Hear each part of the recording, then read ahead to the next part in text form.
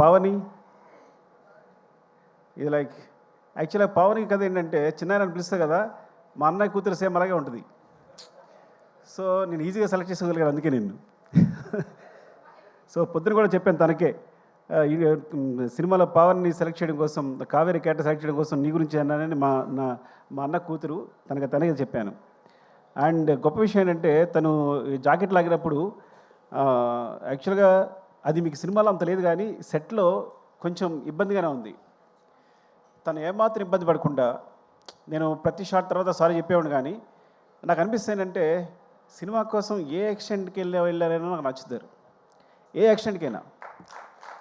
అంటే ఒకసారి ఆర్యాటూలో ఒక షాక్, ఆర్యాటూలో కాజల్ని అడిగాను నేను లిఫ్ట్లో ముద్దు పెట్టుకోవాలి ఓకేనంటే, సో తను హెసిటేట్ చేయకుండా ఒకసారి వెళ్ళి ఓకే సార్ సీన్కి హెల్ప్ అవుతుంది కదా అంది. అంటే సీన్ పాడవకూడదు, నన్ను ఒకటి ఊహించుకున్న డైరెక్టర్ అనే ఉద్దేశంతో.